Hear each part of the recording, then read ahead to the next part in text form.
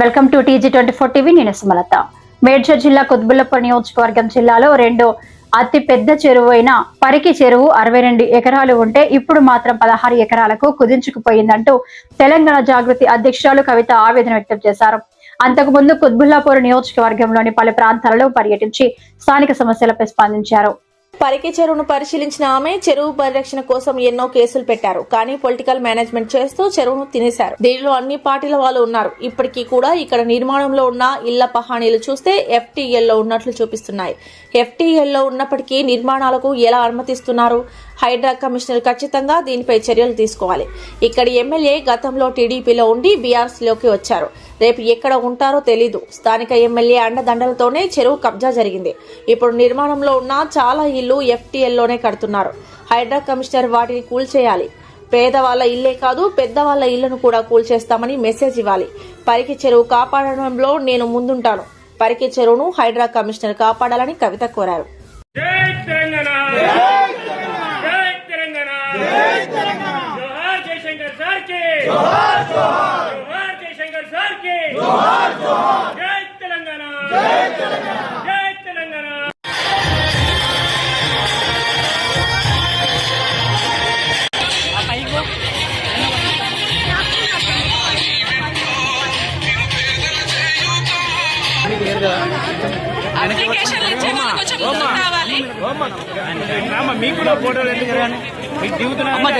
అన్న కొంచెం వెనక్కి తీసుకున్నా ప్లీజ్. అమ్మ కొంచెం జరగండి కొంచెం వెనక్కి జరగండి అమ్మా.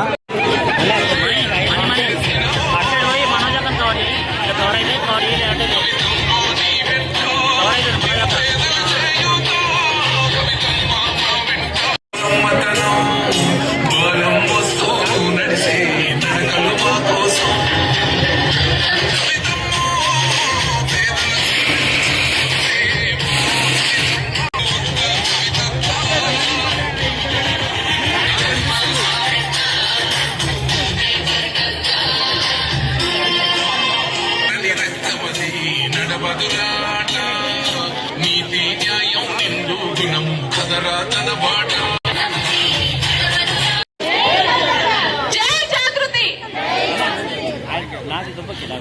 కుత్బుల్లాపూర్ నియోజకవర్గ జాగృతి జనం బాట కార్యక్రమంలో భాగంగా తెలంగాణ జాగృతి వ్యవస్థాపక అధ్యక్షురాలు శ్రీమతి కల్వకుంట్ల కవితక్క గారు, ఉద్యమ నాయకురాలు, తెలంగాణ నేటి తరానికి రుద్రమాదేవి, మహిళల పాత్ర ఆ రోజు ఉద్యమంలో ఉంది అంటే కారణమైన కవితక్క గారు బతుకమ్మను ఎత్తుకొని ఈ రోజు బతుకమ్మ ప్రపంచ వ్యాప్తంగా గుర్తింపు కలిగింది అని అంటే దానికి దిక్సూచి అయిన మా కవితక్క గారు మల్లంపేటకి విచ్చేయడం చాలా సంతోషంగా ఉంది.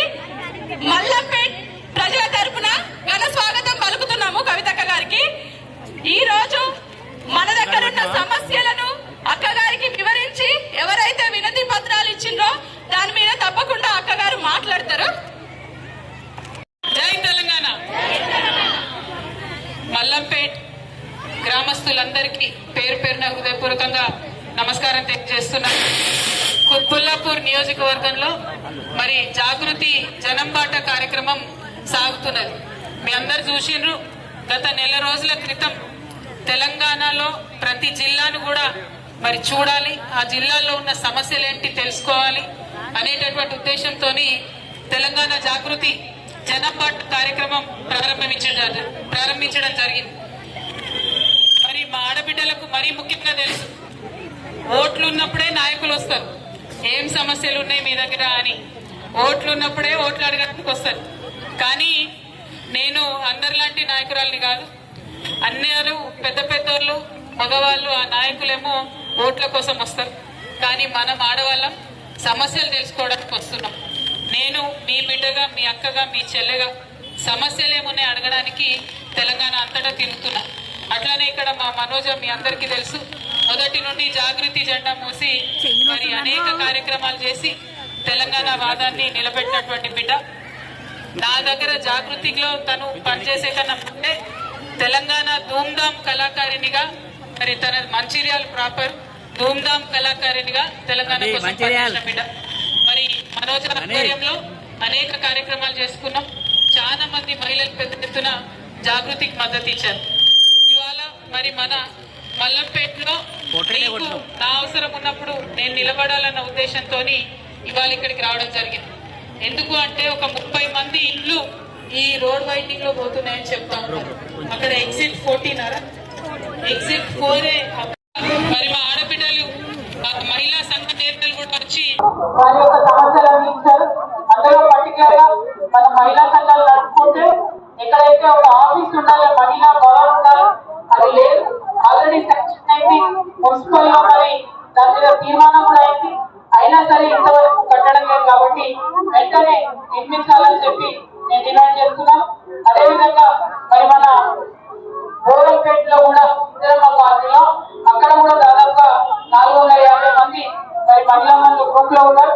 కానీ వారు కూడా చెప్పి గెలిచారు. కానీ ఇంతవరకు మహిళల కోసం 100 పడకల హాస్పిటల్ ఇవ్వాలి. నేను పొద్దున రాగా చూసి వచ్చిన చిన్న కేంద్రం ఉంది, ప్రసూతి కేంద్రం, ఒకటే ఒక డాక్టర్ ఉంది, నెలకు 40 డెలివరీలు అవుతున్నాయి. వాళ్ళు భయంకరమైన ఇబ్బందులలో సేవ చేస్తా ఉన్నారు ప్రజలకు. కాబట్టి ఖచ్చితంగా 100 పడకల హాస్పిటల్ కూడా నిర్మించాలని చెప్పి నేను ప్రభుత్వాన్ని డిమాండ్ చేస్తున్నాను. మేము అక్కడ 100 పడకల హాస్పిటల్ చూసిన తర్వాత అక్కడ నుంచి ఒక చెరువు దగ్గరికి పోయినాం. ఇక మన పేరు నియోజకవర్గం పేరు అది కుత్బుల్లాపూర్ ఉండాలన్నా కబ్జాలాపూర్ ఉండాలన్నా అర్థం కాని పరిస్థితి ఉన్నది. చెరువు ఉందంటే కబ్జా పెట్టుడు గ్యారెంటీ అన్నట్టుంది పరిస్థితి. ఆ చెరువు చూస్తే 62 ఎకరాల చెరువు అంటే ఇప్పుడు 30 ఎకరాలు కూడా మిగిలిలేదు దాంట్లో. మళ్ళీ ఎవరు చిన్న వాళ్ళు కబ్జా చేయరాదు. చిన్న వాళ్ళు కబ్జా చేస్తే తెల్లారికల్లా ఎత్త అవతల పడేస్తారు. అంతా పెద్ద వాళ్ళే ఉన్నారు. 15 ఎకరాలు 20 ఎకరాలు అన్ని మింగి కూర్చొని ఉన్నారు. మరి బాగా సంగతి కూడా చూసేది ఉంటది. అవన్నీ మీకు స్మెల్ వస్తూ ఉంటది ఇక్కడ. అది మీరే భరిస్తున్నారు ప్రత్యక్షంగా, ప్రతిరోజు అది భరిస్తున్నారు. కాబట్టి తెలంగాణ జాగృతి నుంచి మరి ఇట్లాంటి దీర్ఘకాలిక సమస్యల మీద కొట్లాడుతూ ఉన్నాం. మరి అసలు ఆ వాసన రావడానికి, ఆ గ్యాస్ ఈ గాల్లో కలవడానికి ఏ కంపెనీలు ఏ ఇండస్ట్రియల్ వాడలు రెస్పాన్సిబుల్ తెలుసుకుంటాం. వాళ్ళను తప్పకుండా ఏదైతే పొల్యూషన్ కంట్రోల్ బోర్డు ఉంటుందో వారికి రిపోర్ట్ చేసి మరి అట్లాంటి పరిస్థితి రాకుండా చూసుకుంటామని కూడా నేను తెలియజేస్తా ఉన్నా. అంటే ఇవాళ ఏ ఓట్లు లేవు. ఇప్పుడేమైనా ఎలక్షన్లు ఉన్నాయా అక్క? ఎలక్షన్లు ఉన్నాయి. ఇప్పుడేమన్నా మేమైనా ఓట్లు అడగడానికి వచ్చినామా? కేవలం మనకుండే సమస్యలు వాటి మీద పోరాటం చేయడానికి వచ్చినాం. ఇవాళ మీ అందరికీ నేను ఇంకో మాట కూడా చెప్పాలి. మా మనోజ వాళ్ళందరూ కూడా నన్ను ఇంతవరకు కూడా పిలిచి అన్నం పెట్టి ఆదరించి బతుకమ్మలాడిన వాళ్ళు. మీకు నా విషయం తెలియాలి. నన్ను బీఆర్ఎస్ పార్టీ నుండి సస్పెండ్ చేసిన విషయం మీ అందరికీ తెలిసిందే. అంటే 20 ఏళ్ళు నా పార్టీ నా కుటుంబం అనుకొని పనిచేస్తే సస్పెండ్ చేసి నడి రోడ్డు మీద పడేసారు. కానీ నేను తెలంగాణ ఉద్యమంలో పనిచేసిన బిడ్డను, తెలంగాణ కోసం పనిచేసిన బిడ్డను. భయపడేది ఏం లేదు. ఆనాడు రోడ్ల మీద ఉండే కొట్లాడినా ఇవాళ కూడా రోడ్ల మీద ఉండే కొట్లాడతా. కాకపోతే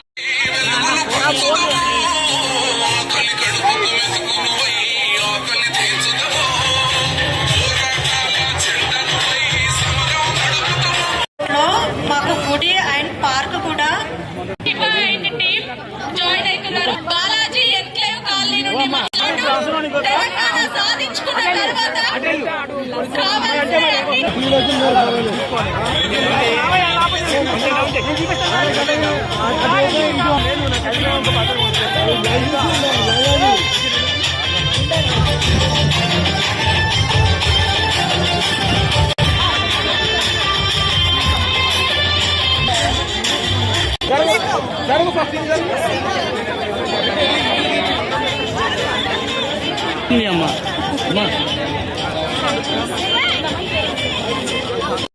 ఇక్కడ కనబడుతున్నది. ఇక్కడికి వెళ్ళినా ఎన్ని పార్టీలు మారినా ఎందరు నాయకులు మారినా ప్రజల పరిస్థితి మాత్రం అట్లనే ఉన్నది. వసతులు లేనటువంటి పరిస్థితి అడుగడుగునా కనబడుతుంది. ఆఖరికి మేము కొన్ని గల్లీలలో బస్తీలలో తిరుగుతుంటే వందలగడ్డ కోసం ఇచ్చిన 2 ఎకరాలను కూడా కబ్జా పెట్టినటువంటి నాయకులు ఇక్కడ కనబడుతుంది. మరి మేము ఇవాళ కోరేది ఒకటే, హైదరాబాద్ చుట్టుపక్కల ఉంది. ఇక్కడి ప్రజల పరిస్థితి ఇంకా దయనీయంగా ఉన్నాయి. ఇంకా హైదరాబాద్ ఉన్నటువంటి వాళ్ళ పరిస్థితి ఎట్లా ఉంటుంది ఆలోచించేసుకోవాలి. 2 ఏవైతే చుట్టూ కెమికల్ ఫ్యాక్టరీలు ఉన్నాయో వాటి నుంచి వచ్చేటటువంటి పొల్యూషన్ ఉందో, అదేవిధంగా చాలా medical colleges, Mallareddy medical college నుంచి కూడా వచ్చేటటువంటి వేస్ట్ ఏదైతే లింగం చెరువు లాంటి చెరువులలో నింపుతా ఉన్నారో వాటికి జవాబుదారీగా ఏంది అన్నది ఇంతవరకు ఎవరు మాట్లాడటం లేదు. ఇంతకుముందు బీఆర్ఎస్ పార్టీ నీటిని కాంగ్రెస్ పార్టీని ఎన్నుకున్న ప్రజలు ఇలా కాంగ్రెస్ పార్టీ వచ్చినాక కూడా ఈ 4-5 గంటలకు ఈ మల్లంపేటలో వచ్చే వాసన వస్తూనే ఉన్నది. లింగం చెరువులో కలుస్తూనే ఉన్నది. దాని నుంచి వచ్చే రోగాలు వస్తూనే ఉన్నాయి.